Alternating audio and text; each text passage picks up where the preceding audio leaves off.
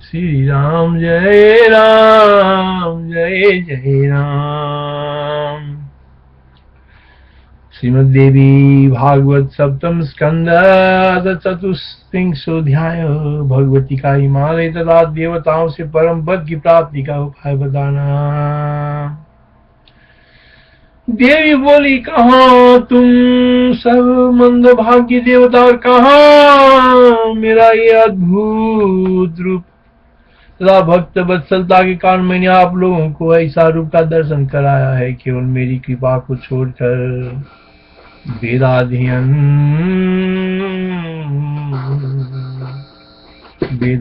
योगदान तपस्या और यज्ञ आदि किसी भी साधन से मेरे उस स्वरूप का दर्शन नहीं किया जा सकता। देवी माता, कोई यम मंद भाग्या वही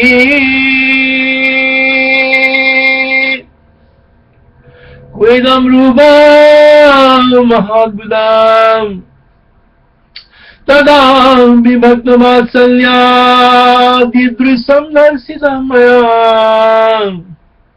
न वेदध्ययनैर्योगेन दानैः तव सेज्यया न वेदाध्ययनैर्योगेन दानैस्तव सेज्यया रूपं द्रष्टुमिदं शक्यं केवलं मत्कृपां विना।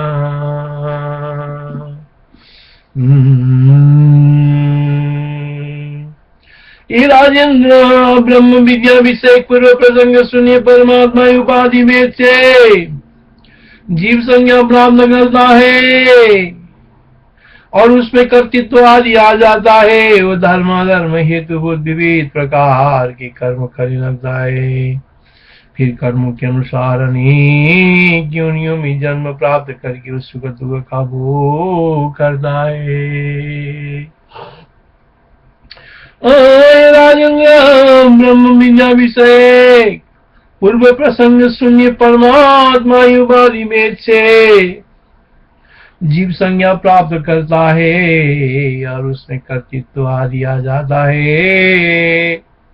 वो धर्म अधर्म हेतु विविध प्रकार के कर्म करने लगता है।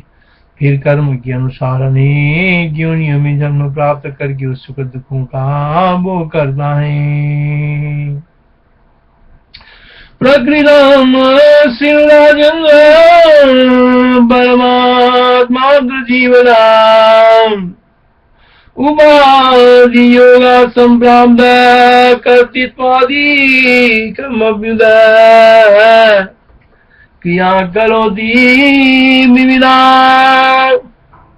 धर्माधर्मै कहे तवा नाना योनिस्तत प्राप्ये सुख दुःखै संयुज्यते। अब ब्रह्म विद्या विषय पूर्व प्रसंग सुनिए। परमात्मा उपाधि वेद से जीव संज्ञा प्राप्त करता है, उसमें कर्तृत्व आदि आ जाता है। वो धर्म अधर्म हेतु विविध प्रकार के कर्म करने लगता है। फिर कर्म के अनुसार योनियों में जन्म प्राप्त करके उस सुख दुख का भोग करता है। अपने उन संस्कारों के प्रभाव से वो सदा नानाविध कर्मों में प्रवृत्त रहता है, अनेक प्रकार के शरीर धारण करता है और सुखों तथा दुखों का भोग करता है। घटी यंत्र की भांति इस जीव को कभी भी विश्राम नहीं मिलता। अज्ञान ही उसका कारण है। उसी अज्ञान से कामना और पुण्य क्रियाओं का प्रादुर्भाव होता है। अपने पुण्य संस्कारों के प्रभाव से सदा नाना विधि कर्म में अनेक प्रकार के शरीर धारण करता है और सुखों तथा दुखों का भोग करता है। घटी यंत्र की भांति जीव को कभी भी विश्राम नहीं मिलता। अज्ञान ही उसका कारण है, उसी अज्ञान से कामना और उन क्रियाओं का प्रादुर्भाव होता है। पुनस्तात् संस्कृति वसान्नना कर्मरतसा, पुनस्तात् संस्कृति वसान्नना कर्मरतसा, पुनस्तात् संस्कृति वसान्नना कर्मरतसा, नाना देहान समाप्नोति सुख दुःखैः संयुज्यता, सुख दुःखैः संयुज्यते। गतियंग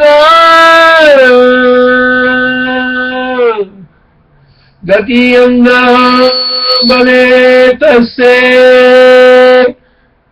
गतियंग बले तस्से,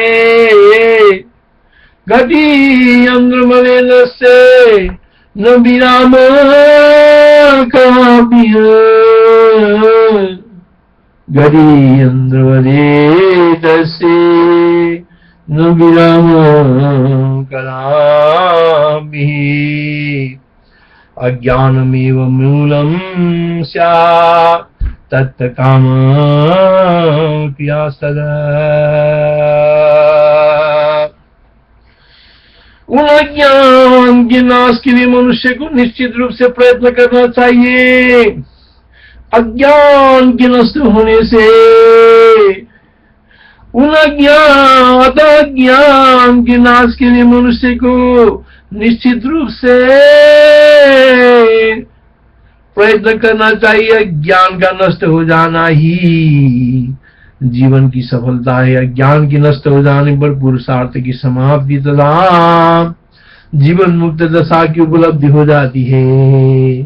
विद्या ही अज्ञान का नाश करने में पूर्ण समर्थ है। तस्माद् ज्ञाननाशाय यदन्बर एतद्विजन्म साफल्यम यज्ञानस्य नाशनम्। पुरुषार्थ समाप्तिश्च जीवन मुक्त दशापि च अज्ञाननाशेन सक्ता विद्यैव तु पठीयसि। हे गिरे, अज्ञान से कर्म होता है, इसलिए कर्म का ज्ञान से विरोध नहीं है। अज्ञान से कर्म होता है, इसलिए कर्म का ज्ञान से विरोध नहीं है। अज्ञान से कर्म होता है, इसलिए कर्म का अज्ञान से विरोध नहीं है। अज्ञान के नाश हो जाने से कर्म और उपासना आदि का अभाव हो जाएगा। प्रत्युदासा रूपी अज्ञान के नाश हो जाने पर कर्म का अभाव हो जाएगा। अनर्थकारी कर्म बार बार होते रहते हैं, इसी से राग, उसी से द्वेष और फिर उसी से महान अनर्थ की उत्पत्ति होती है। अतः मनुष्य को पूर्ण प्रयत्न के साथ ज्ञान का अर्जन करना चाहिए। कुर्वन्नेवेह कर्माणि, श्रुति वचन के अनुसार कर्म भी आवश्यक है। साथ ही ज्ञान से ही कैवल्य पद की प्राप्ति संभव है। अतः मोक्ष के लिए कर्म और ज्ञान दोनों का समुच्चय आवश्यक है। साथ ही हितकारक कर्म ज्ञान की सहायता करता है, ऐसा कुछ लोग कहते हैं, किंतु उन दोनों ज्ञान तथा कर्म के परस्पर विरोधी होने से वैसा संभव नहीं है।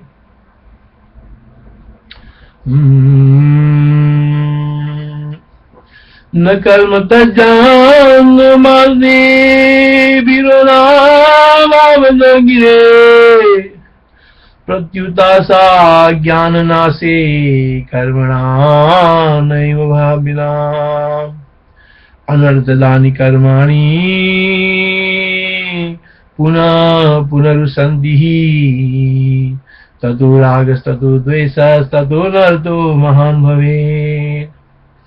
तस्मात् सर्वप्रयत्नेन ज्ञानं सम्पादयन् नरः कुर्वन्नेव कर्माणि चेत् कर्मन् कर्माप्येव सिगम्। ज्ञानादेव हि कैवल्ये मदस्यात्तत्समुच्यते समुच्चये। ज्ञानादेव हि कैवल्ये मदस्यात्तत्समुच्चये। सहायतां प्रदित् कर्म ज्ञानस्य हितकारिजा। केचित् वदन्त्यत्र तद्विरोधान् न संभवेत्। ज्ञान से हृदय ग्रंथि का भेदन होता है और हृदय ग्रंथि में कर्म उत्पन्न होता है।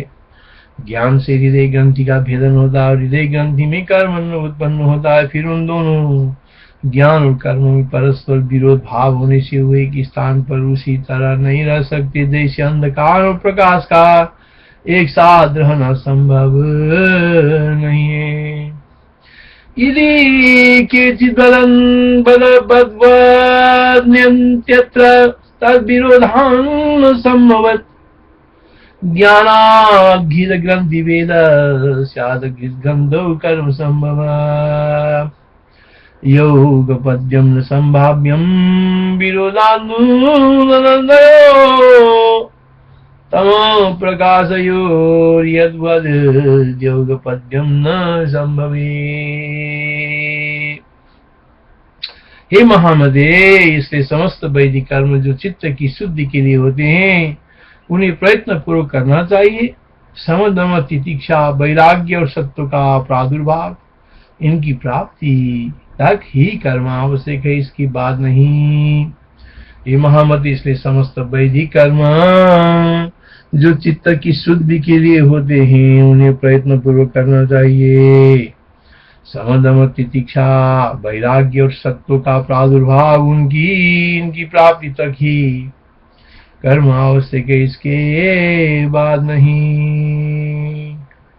तस्मात् सर्वाणि कर्माणि वैदिकानि महामते चित्तशुद्ध्यान्तमेव स्योस्तानि कुर्यात् प्रयत्नः। समदमस्तितिक्षा च वैराग्यं सत्त्व संभव तावत् पर्यन्तमेव स्यो कर्माणि न तदपरम्। तदनंतर ज्ञानी मनुष्य को चाहे कि सन्यासी होकर श्रोत्रिय एवं ब्रह्मनिष्ठ गुरु का आश्रय ग्रहण करे और पूर्ण सावधान होकर निष्कपट भक्ति के साथ प्रतिदिन वेदांत का श्रवण करे।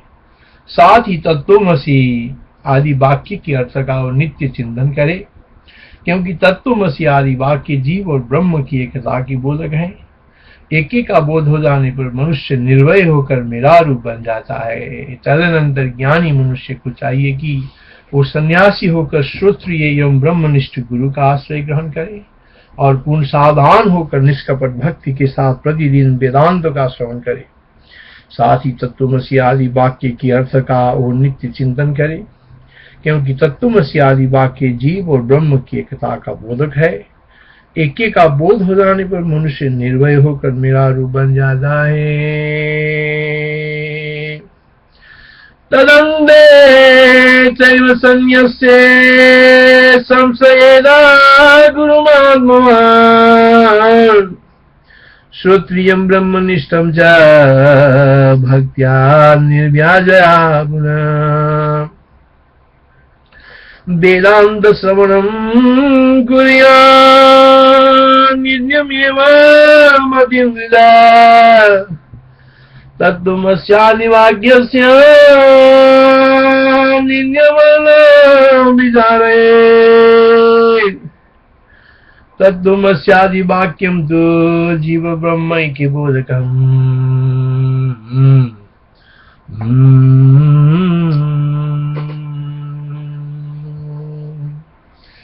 बोधकं यज्ञै ज्ञानि निर्वयस्तु मद्रूपो हि प्रजायते।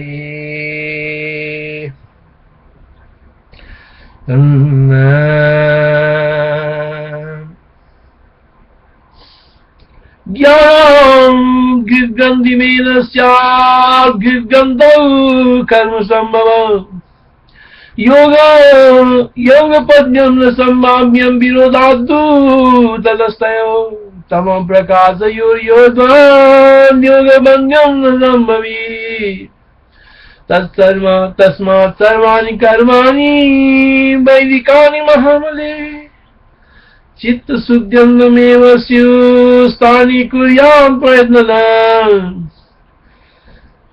समोदमस्ति दीक्षा च वैराग्यं सत्त्वसम्भव तावत् पर्यन्तमेव स्युः कर्माणि न तदपरम् तदन्ते चैव सन्न्यस्ये संशयेदा गुरुमात्मवान् श्रोत्रियं ब्रह्मनिष्ठं च भक्त्या निर्व्याजया पुनः वेदान्त श्रवणं कुर्यान् नित्यमेव मदन्धृता तत्त्वमस्यादि वाक्य से नित्यमर्ध विचारयेत् तत्त्वमस्यादि वाक्यं दुर्जीव ब्रह्मैक्य बोधकम् यज्ञै ज्ञाने निर्भयस्तु मद्रूपो हि प्रजायते।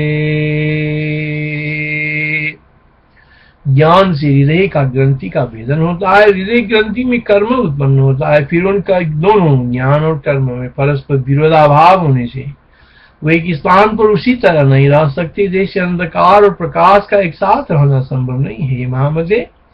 इसलिए समस्त वैदिक कर्म जो चित्त की शुद्धि के लिए होते हैं उन्हें प्रयत्न पूर्वक करना चाहिए। समदम तितिक्षा वैराग्य और सत्व का प्रादुर्भाव इनकी प्राप्ति तक की कर्म आवश्यक है, इसके बाद नहीं। तदनंतर ज्ञानी मनुष्य को चाहिए कि वह सन्यासी होकर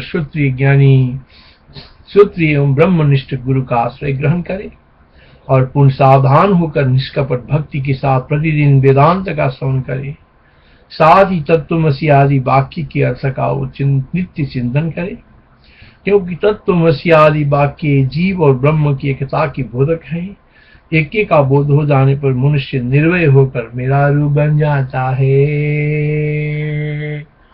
श्रीमन्नारायण नारायण नारायण बद्री नारायण नारायण नारायण श्री हरि नारायण नारायण।